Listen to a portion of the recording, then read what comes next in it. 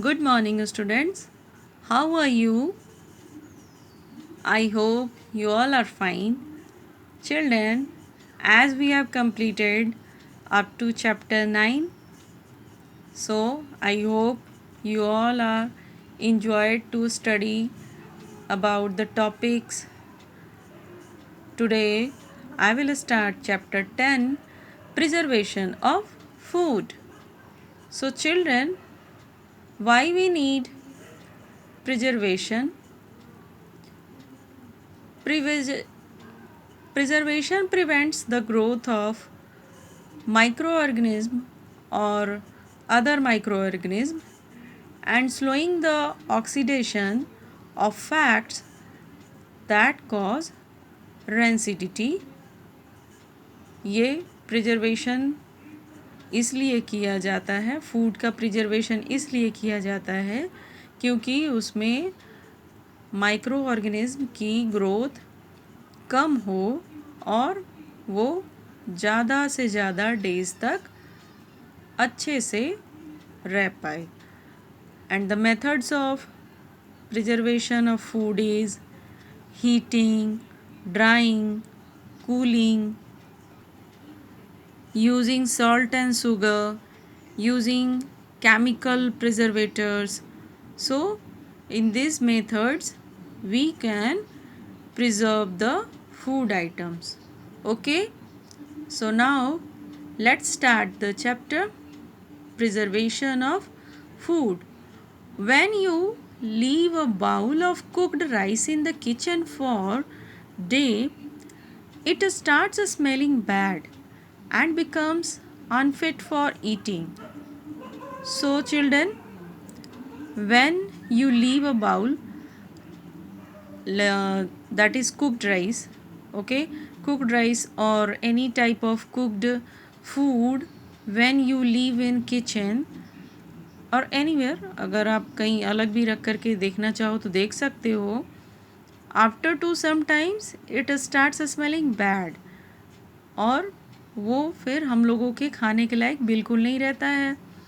But if you store uncooked rice in a jar in the kitchen for a whole month it remains fine.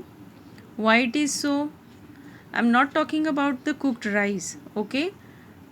Uncooked, it is uncooked rice. जब cooked हो गया है, जब वो बन चुका है by the method of boiling and steaming, तो वो फिर बहुत ही जल्दी स्मेल आने लगती है उसमें से. बट जब अनकुक्ड राइस को हम जार में रख करके छोड़ देते हैं तो वो काफ़ी मंथ तक वो वैसे ही रहता है. Y? Some foods like cereals, pulses and spices can be stored for much longer time than milk, meat and fruits. Why it is so? In this chapter we will learn how food items get spoiled and how we can preserve them. So children, have you think about it? कि why some food items like cereals, pulses stored for a longer time rather than the milk and meat, fruits. ये सारी चीज़ों की अपेक्षा ये जो pulses, serials हैं, ये क्यों काफ़ी लंबे टाइम तक रह जाते हैं. बट कुछ ऐसे आइटम्स हैं जो बहुत ही जल्दी स्पॉइल्ड हो जाते हैं, बहुत ही जल्द ख़राब हो जाते हैं. Let's see that how food gets spoiled. When we keep a slice of bread in the open for a day or two, we find green or black patches on it. You can see in this picture children, here it is a bread. Okay, green और black patches इस तरह से, जिसको हम लोग बोलते हैं fungi लग गया है, ये जब वो एक्सपायर्ड हो जाता है तो इसमें पैचेस इस तरह से दिखने लगते हैं. Okay, bread mould. So it also has foul smell. Smell भी इसमें से बहुत बैड आने लगती है. And this slice of bread is spoiled due to the growth of fungi that I told in the beginning of this chapter. It is a microorganism called bread mold on it. It is unfit for eating. So when you see this type of fungi on the bread, don't eat it because of it is unfit for us. Okay. Similarly, if we keep a glass of milk in the open for a day or two, a foul smell starts coming from it. Same in the milks also happening. It cannot stay for a whole day in a normal temperature. The milk becomes unfit for drinking and it has been spoiled due to the growth of microorganisms called bacteria.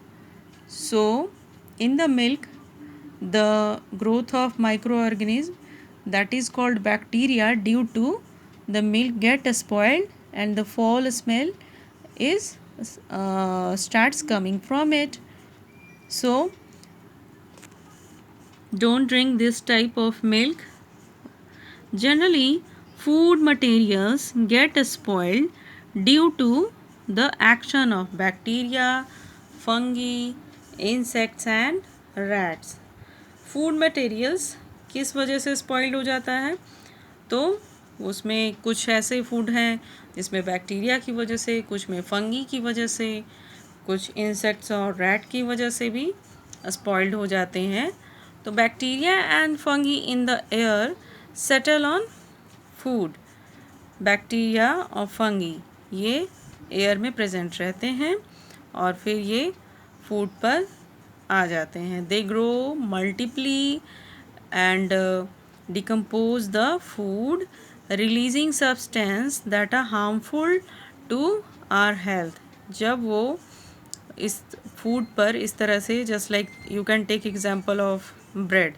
तो जब bread पर वो एक start होता है, जब उनका लगना, फंगी का लगना, तो वो काफ़ी बड़ी मात्रा में वो बढ़ जाते हैं, अचानक से बढ़ जाते हैं, जो हमारे हेल्थ के लिए बिल्कुल भी अच्छे नहीं हैं.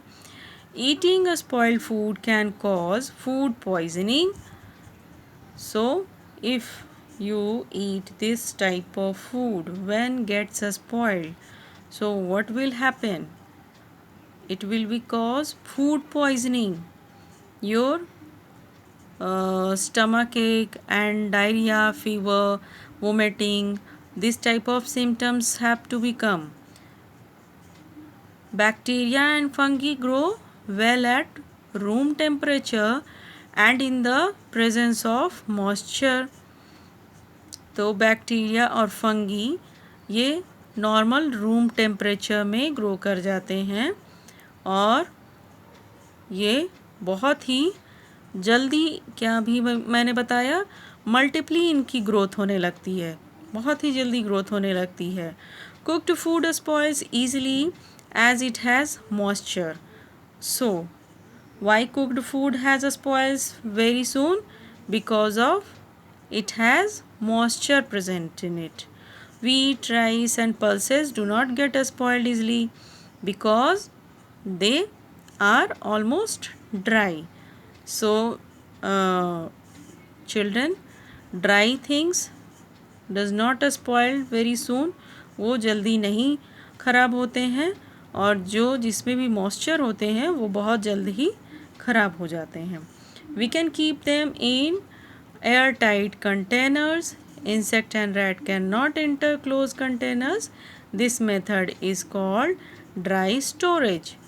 Dry storage जिसमें एयरटाइट कंटेनर्स में पल्सेस, सीरियल्स जो ड्राई हैं, ओके, इसको क्लोज करके रखने से ये काफ़ी लंबे टाइम तक रहता है और कंटेनर्स में रैट और इंसेक्ट्स की भी एंट्री नहीं हो पाएगी. So it will be for a long time. ये फिर लंबे समय के लिए रहेगा. Okay, next topic is preservation of food. So children, what is preservation of food? The process in which food materials are given a suitable physical or chemical treatment to prevent their spoilage is called food preservation. So, the process of food materials are given a suitable physical or chemical treatment.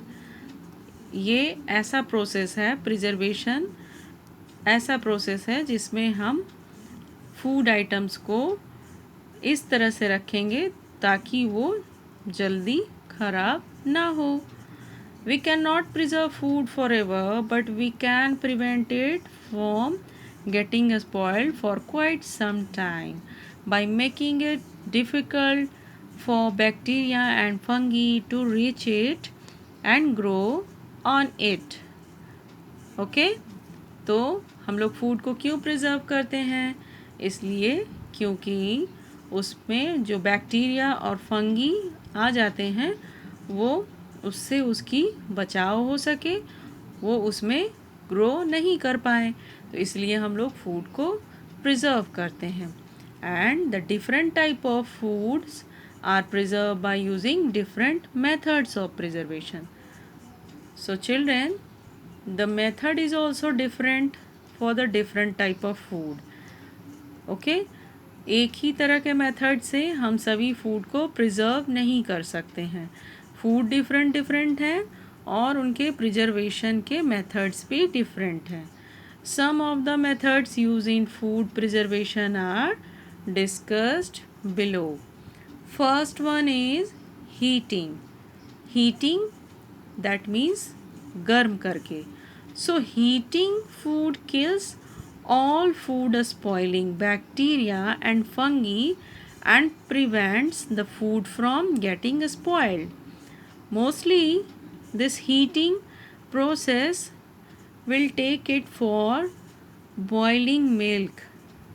Okay, so इससे क्या होगा, जब milk boil हो जाता है तो ये इसमें बैक्टीरिया नहीं आ पाते हैं. So when we boil milk, the food spoiling bacteria present in it get killed. जो इसमें बैक्टीरिया पहले से होते हैं तो वो तुरंत किल हो जाते हैं, तुरंत ख़त्म हो जाते हैं. So the boiled milk remains good for a long period of time. Okay, so heating process, preservation of food for the milk we are using daily. ये हम लोग डेली इसको करते हैं ताकि वो फुल डे के लिए आराम से रह सके. Okay, next one is drawing. Food spoiling bacteria do not grow well in dry condition. So many vegetables like spinach, methi leaves, cauliflower and ginger can be preserved in our homes just by drying them in the sun. इस तरह से कुछ ऐसी चीज़ें हैं जिसको sun light में इसको सुखा करके रखा जाता है, प्रिजर्व किया जाता है ताकि उसको लॉन्ग टाइम तक यूज़ किया जा सके. The sun heats remove water from these food materials and make them dry. Fishes are also preserve in the sun by drying them.